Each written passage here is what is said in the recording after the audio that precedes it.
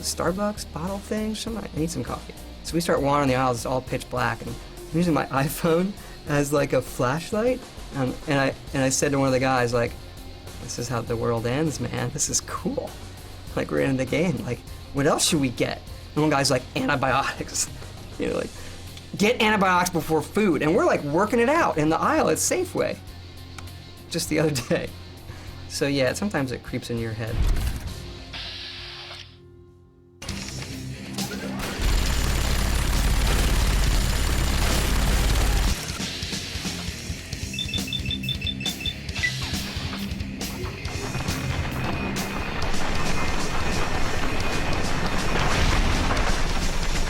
We felt we needed to do something new with role-playing and guns. The original inspiration was, imagine Burnout Crash Mode with body parts.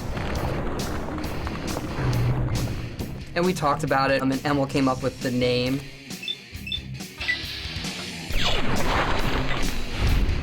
The acronym is sort of an homage to the FEV VATS in Fallout 1. It's, you know, where the super mutants got created from. We were sort of looking for an homage, and that's just sort of fit the Vault-Tec assisted targeting system. Sure, I could shoot a guy in the legs and run and gun, but in VATS, you have a certain amount of action points. So it allows you to actually make a measured, precise shot on the legs, cripple him, so he'll move slower, take out the arms, he'll be less accurate with the gun. The head has a higher chance to critical, so it might blow up, but it's harder to hit. So really taking all the stuff from Fallout 1 and 2 and sort of trying to bring that into a new next-gen type of game. That was one of our goals initially, was we didn't want to just be a shooter. That the kind of stuff we do, we want to try something that attaches you to your character, that lets you have your character on the screen do something you, the player, can't do. That your character can go in and in VATS, blow the leg off one guy, the head off another, and the arm off another in some Equilibrium style, pop, pop, pop, that you, unless you were like Call of Duty Ninja Master, you could never do as a player. It's like we want you to feel super powerful in those moments because your character in the world is super powerful, even though you were born with an extra big left thumb or something.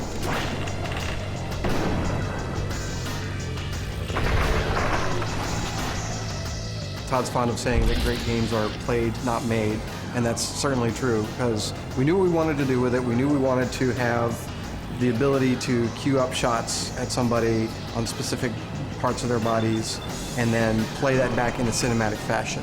And that's what we knew that we wanted to do. We had talked originally about, you know, let's not have it pause the screen. Let's have it, you know, be a sort of slow motion thing. And I was like, how many times have you been playing like a first-person game and being startled by something and just want to break and just want to be able to stop and assess the situation tactically, and pausing the game and allowing you to target the body parts allows you to do that. So I'm really happy with the way that came out. We'll put something in with as many dials, tuning things as we can, and then we'd sit there and tune it week by week to, well, now it's more like this. And then people would say, well, how should I be using it? I don't know. Go use it and then tell us what you think. And the one thing everybody loved were the playbacks, you know, when people died in fabulous ways or it showed your character doing something really cool. So we had to separate VATS really into two entities. One was the gameplay part of it, the numbers. What is my character doing when he shoots your arm? What are the numbers? How fast do I get him back? And then there was the playback, which all went to art in terms of being a cinematic joy buzzer. The thing that excites me most is the combat, the violence content especially. It is a fantastic amount of fun to get a shotgun and blow a mutant's head off in slow motion and watch the eyeballs go flying all over the screen. The mandate was to push it really far over the top. We didn't want it to be realistically disturbing. We wanted it to be cartoony. I've done a lot of it. I haven't done it all. Our previous character lead, thankfully, the person who actually scoured websites and found a lot of the photo reference that we wound up having to use. Awful stuff. Don't recommend it. And people were walking by and getting very, very, very, very sick and telling me that I should put a warning up. And so I did, because I thought it was funny.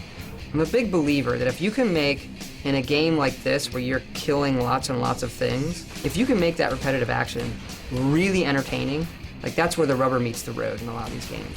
So this is something I know the player's going to do 10,000 times.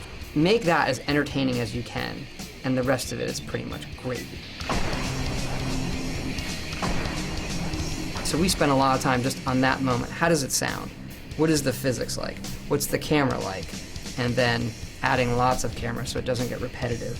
I think it really adds something that's really fun and entertaining to the game that we haven't really seen before. Our game is primarily first person. So when you have guns in first person, the bar has been raised. But it's tough because we're an RPG, not a shooter. So it's a mixture of, it's not just the player skill, it's your character skill too. The first thing we did was we took a bow and arrow from Oblivion and we made a bow and arrow gun that shot rapid fire arrows, and it didn't quite work right. So we had to build up that whole system from scratch. The hardest part has definitely been how you do gun combat within an RPG, how your stats affect your aim, affect your damage. We've been over that hundreds and hundreds of times, how much the guns spread, how much damage they do, and trying to make you feel like you're getting better as you get more powerful. It's not like Oblivion, you level up automatically because it's an experience point-based game, so that will happen organically as you play the game. You have different weapon skills too, so a small handgun is determined by the small gun skill. So if you jack that skill up, a small handgun will be pretty damn effective. It fires more quickly, you'll get more shots off in fast. It's a constant balancing act for us to find that right balance between, RPG skill and player skill, and making the guy take long enough to die, but have it feel realistic too. The designers made a lot of decisions about what they wanted to do in terms of the weapons. We had some fantastical sort of weapons that we made that are fun, like we have a weapon that shoots junk. You just random junk you collect around the world, and you just load it up into it, and you can shoot out teddy bears and and tin cans and typewriters and that sort of thing. But in terms of how to make them work realistically, most of that was just playing the game. We have a lot of numbers, we can adjust the numbers, how fast does this weapon fire, how long does it take to reload it, what sorts of ammo does it take, the animations and all that are all done by the art department, but mostly it's feel in terms of how the weapon works, as opposed to this is exactly how this particular weapon in the real world fires. You want to make it, again, you want to make it fun to play and compelling to play. What we definitely wanted to do with the gun stuff is not do everything that everyone else has done. So, we have some weapons that you can craft and some unique weapons, like the railway rifle that shoots railway spikes. And, so we had a lot of fun with doing that type of stuff. Our lead artist, Esteban, that guy's from Mars, man. He can do anything. And he designed a lot of the guns, the laser rifles. You could build that thing. He knows how it works. It's that part of it that I think maybe people don't see behind the scenes when we concept the stuff, And we know what the knobs do. In the original games, there's actually Pip-Boy, who is the mascot of the device. So the device is Pip-Boy, and there's also a little Pip-Boy guy. It's like your link to survival. It's this device you have that's helping you manage your life. It feels like you leave that vault, and the only thing you take with you is this piece of technology strapped to your wrist that becomes your sort of lifeline. What's really fun is when you just have like your stuff in the Pip-Boy, or you're looking at a stat, and it can be very dry if you just lay them out on paper. This is what strength does, this is what intelligence does, and here's this perk called Animal Friend, and it will make animals not attack you. But when you pull it up in the game, it's your Pip-Boy flips up, it's this retro device, and it says Animal Friend, and it has this stupid picture of Vault Boy with like this giant rabbit, and there's like, it's funny. And so it makes the act of looking at your character's stats another thing the player does all the time. They kill things all the time, and they look at their stats all the time. So you make both those things entertaining. We spent forever on the Pip-Boy. Compared to the previous projects that I've done here, which was the Elder Scrolls series, where everything is medieval fantasy and magic and swords and sorcery and things like that. Fallout 3, everything is rusty and metal and broken. So from a sound perspective, it's a lot more fun because there's a lot of Foley work that I can do that I couldn't do before, including machinery.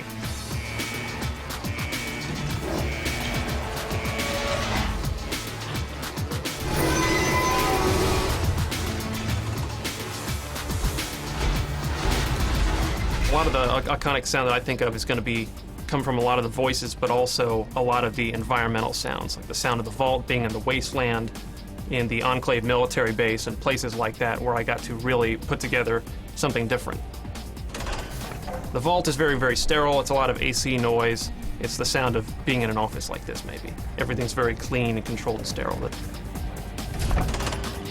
a lot of the voice, I think, in particular the robots. And that has more to do with the writers than anybody else, because they put a lot of work into making each robot very unique. There's the clearly military guy, but it's got a humorous side to it. And we've got the Mr. Handy robot, who is British butler inspired, but not so much C-3PO as he is Basil Fawlty from Fawlty Towers. Allow me to introduce myself. I am Godfrey, your personal robotic butler. And so that kind of stuff, I think, in particular, is what's going to stand out to people and what they're going to remember. Good work. That's one less round roads to deal with. Let's get a picture together. Capture the moment. Most of the casting was actually done here, just right in over here in our little booth. There was a little bit done in LA as some of the bigger names, like Liam Neeson. There you go. My goodness, just a year old and already walking like a pro. On video games, you have to rely a lot on your voice because you're not going to be seen, you know, so. And over the years, I've done quite a lot of, maybe not video work, but I've done a lot of audio work and in my early days, a lot of radio plays with the BBC in London and Ireland, so there's a shift of focus you do have to make, you know, and trying to convey something through your voice and through the rhythm of the words that you wouldn't have to worry about so much if the camera was on you, you know. Come on over here, son. Come on. Walk to Daddy. There you go. My goodness, just a year old and already walking like a pro. You're playing a character, you know, an authoritative character, obviously President Eden, it's self-explanatory. Old minds are like old horses. You must exercise them if you wish to keep them in working order. The government should not be guided by temporary excitement, but by sober second thought. You know, I love doing video games and stuff like that, so because I've got kids, so of course they always love that. I guess I wouldn't do it if I didn't enjoy it. Don't you, my darling America, deserve that? Don't you deserve a future free of war and fear and terrible uncertainty? Of course you do. Malcolm McDowell in particular has done lots of VO work in video games before. He just kind of jumped in, we did a little bit of background on the character, and then he just started having fun with it. And it was great because it seemed like he was relaxed and having fun, and he knew if he wanted to ad-lib some stuff or go a little crazy with some of the lines. It's good that way because it almost seems to me that video game acting is kind of like makeup for a stage performance. You kind of have to exaggerate things a little bit. When they go a little bit more over the top sometimes, it seems like what you and I would consider normal in a film. Whereas when you hear it just by itself, you're like, man, I don't know, that's gonna stand out like a sore thumb. But in the context of the game, it's great. So I felt like that's what Malcolm McDowell brought to the project as well. You're simply existing, America. Postponing death for a day or two. Well, I'm gonna tell you, right here, right now, those days are at an end. The Enclave is back, America. We've brought clean water with us.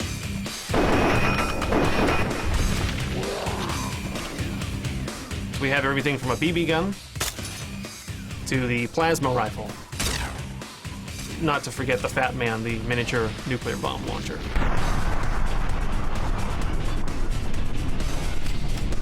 So when you fire it, it's this blast of pressurized air and rattly metal, and it's got a stupid dinner bell ring that I punt on it when it's ready to fire the next round. Energy weapons were much, much harder. Those were the hardest of the bunch. There's not a lot out there in terms of stock recordings to start from or any starting point. A lot of the stock recording stuff sounds really bad. It's easy to make something sound silly. It's really hard to make it sound like this is a really powerful weapon and I'm doing a lot of damage with it and not just have it be pew, pew, pew, you know, or something like that.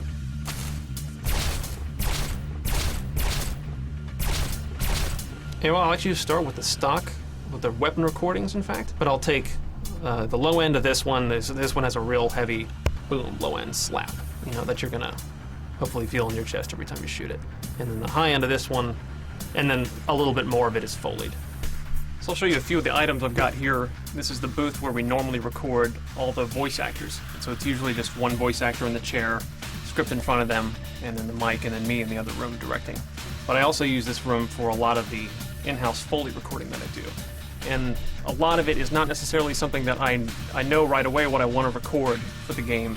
Like there's a specific robot or a specific gun or any kind of thing like that. Usually it's something at the beginning of the project, and I'll come in, find a bunch of props, whatever I think I can find from construction sites around the office, stuff like that, things off the loading dock, and just record, making every little sound. I bang on things, I bend it, and file it all away in our sound effects library for later. And then as the game progresses, as I need to find something to use that sound in, then it's on hand, and then hopefully I've got it organized and named in such a way that I can find it when I need it. So one thing I found during this project was I got one of these 5-gallon water jugs from one of the nice folks up in QA, and I just found if I kind of inserted the neck of the bottle without hitting the microphone, and you get this massive, kind of real deep chest bass sound if you just tap it very, very lightly on the bottom.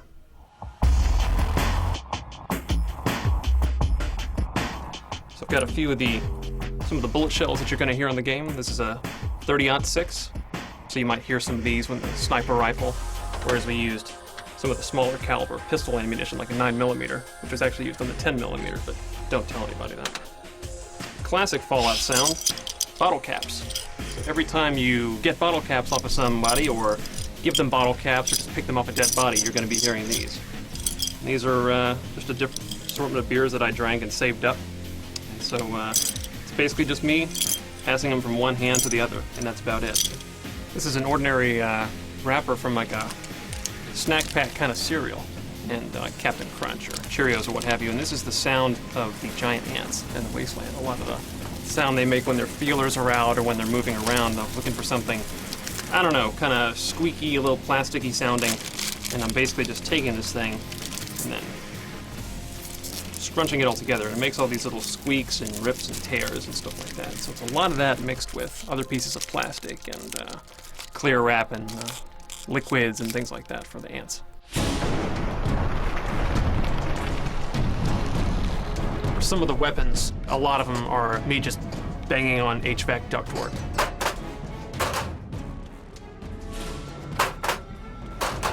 Anything where I can get a big metal ka-chunk, you know, when it fires. A little bit of that is in the double-barreled shotgun. You're listening to Enclave Radio. I'm John Henry Eden, president of the Enclave, president of America. That was something I had to figure out very early on, was the sound of anyone being broadcast over the radio. So sound-wise, there's that, because the rest of the sound, it takes place in the modern day of Fallout 3, which I can then go back to making it sound as post-apocalyptic and wrecked as I wanted to make it sound.